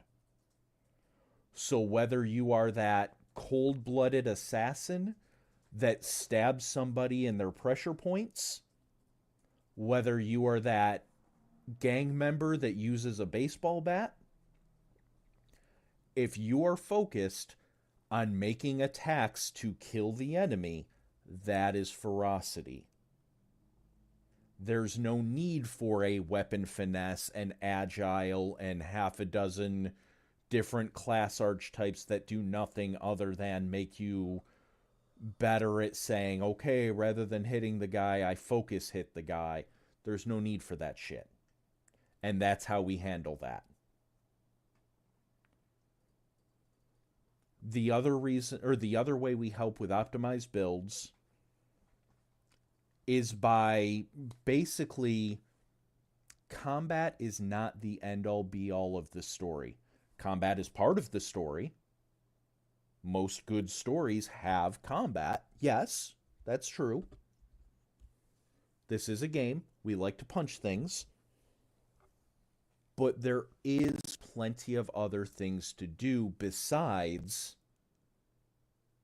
I am the fighty guy. For example, the last episode, the last two episodes, Super's character, Emer Dead Now, never threw an offensive attack.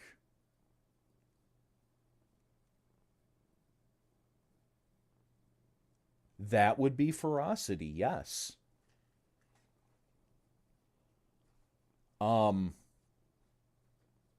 Very specific example. But yes. You'll notice Super's character never really made an offensive attack. They did a reactive strike once, yes. But that's it. They spent their time encouraging their allies. They spent their time hacking into other systems, activating fire suppression systems. They spent their time doing things other than attacking. And their character wasn't optimized for that. None of the three characters that you see in the stream are, strictly speaking, min-max characters. In tactics mode, normal mode, the amount of actions you get per turn is based off your ferocity. Because again, you're more willing to hurt the other person, you're more willing to discard their humanity and push through, and you're just moving. Your actions per turn is based on ferocity. When you get into vehicle combat, hand-eye coordination, moving despite the swaying of the car, all those things, agility becomes much more important. Therefore, your actions per turn are based off agility. In stratagem mode, downtime, when you're crafting your gun, when you're plotting out your city design, your mental acuity, your ability to put things together, to logic out, that is much more important in a task like that. Therefore, your mental acuity determines your actions per turn or actions per project. So that's the other way. A lot of the 3.x style games very much hit a point where dexterity becomes the end-all be-all stat, because it controls so much that why the fuck would I put my points anywhere else? We saw that, we recognized that, and we addressed that for the Shattered World. You as a character are not going to be the best at everything. It's impossible. You must use teamwork. This is a cooperative game for a reason.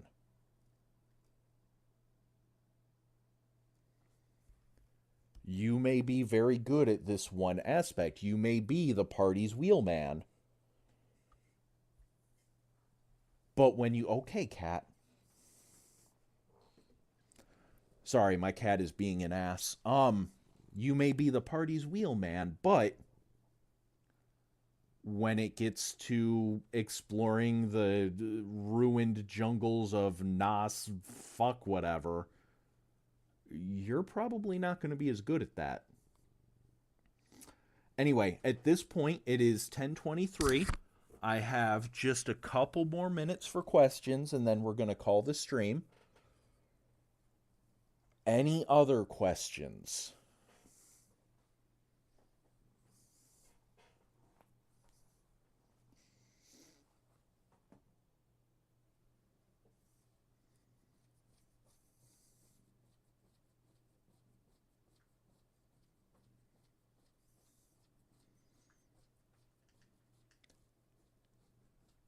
Camera time switches between the party members. Think of the party as an ensemble cast in a TV show. No one person has all the answers. No one person is the main character. Your party is the main character.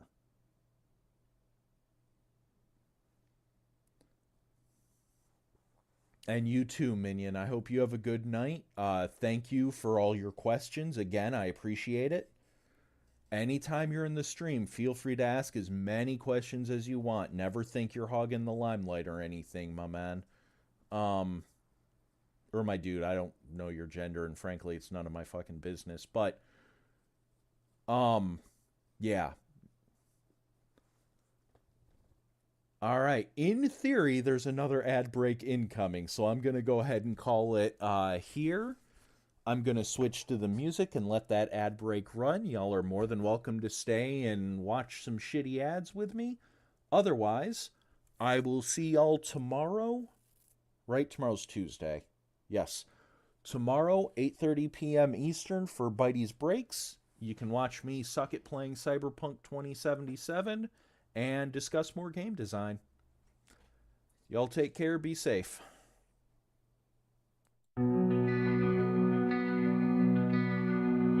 Shadows crawl from the grave, whisper secrets dark and brave, eyes that pierce into the night. Monsters come, we must fight. Candles flicker, casting dread. Ghostly wails fill my head, chasing demons lost in time. Sanity a steep climb. Off with his head, she screamed. Blood moon's eerie gleam. Battle cries through the dark, leaving fear's deep mark.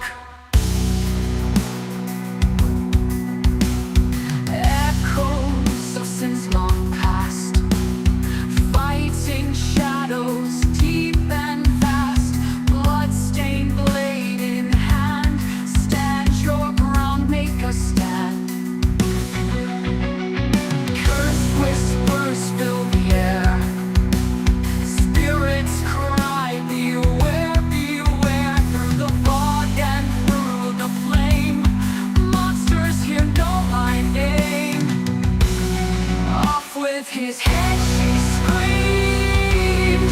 Blood moon's eerie gleam. Battle cries through the dark, leaving fear's deep mark.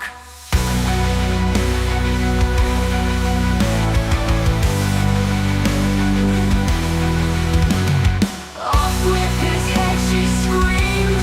Blood moon's eerie gleam. Battle cries through the dark, leaving fear's deep mark. Echoes of sins long past, fighting shadows deep and vast. Bloodstained blade in hand, stand your ground, make a stand. Curse whispers fill the air. Spirits cry, beware, beware. Through the fog and through the flame, monsters here know my name. Silence screams, hearts break, nightmares come wide awake. Warriors of woe take flight, darkened souls embrace the fight.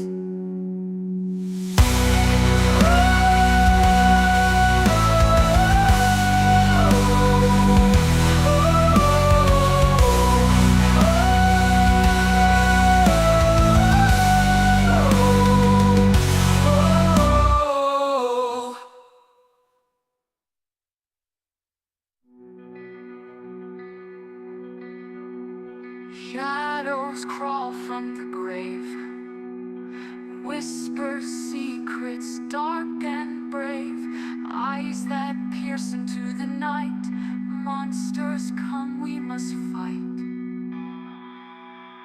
Candles flicker, casting dread. Spirits cry, beware, beware.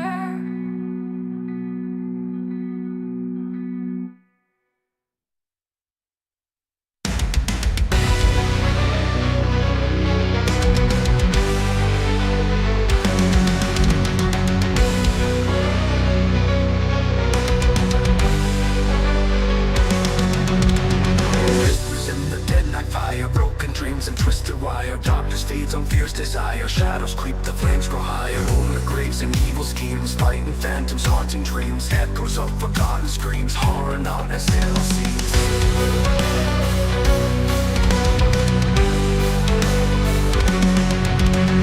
Battle cries in black and void, demons that I once enjoyed, now a strength they can't avoid. Living past I'm forced to destroy. I suppose the blood they crave, spirits risen from the grave, clawing beasts the souls they save. I'll be fighting till I cave, monsters hiding in my fears, bloody masks and deadly leers, fending off the painful jeers. Victory drowning in my tears.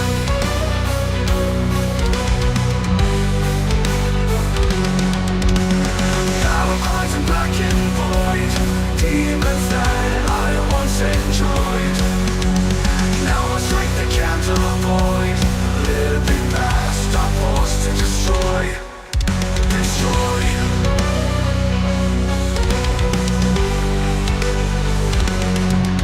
Destroy.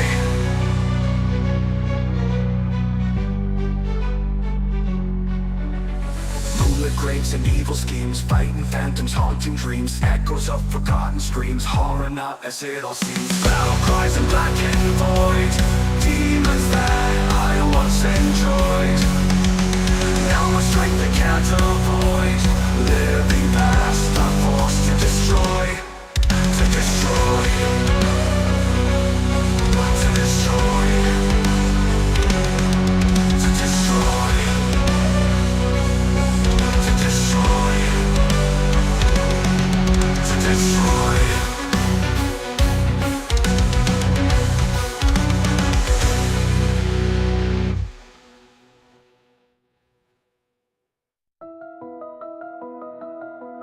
In the still night, whispers float.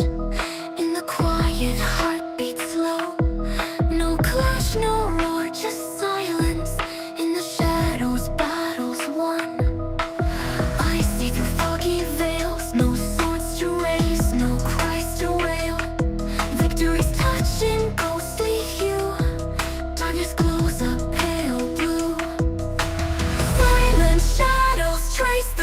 ground. In this silence we are bound. Greatest victory found with ease. No need to fight, no need to cease. Creeping through the twisted wood, echo shards where warriors stood. Just a breath, just a wish. No more war, no final fist. Wisdom whispers in the night. Strength in peace, no need to fight. Winners walk in soft embrace. No battle scars, no deadly taste.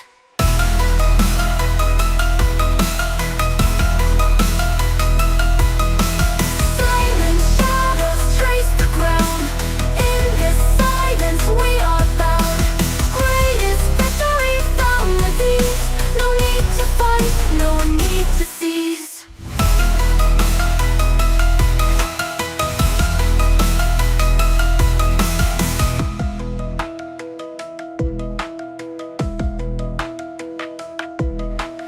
Silent shadows trace the ground. In this silence we are bound. Greatest victory found with ease. No need to fight, no need to cease.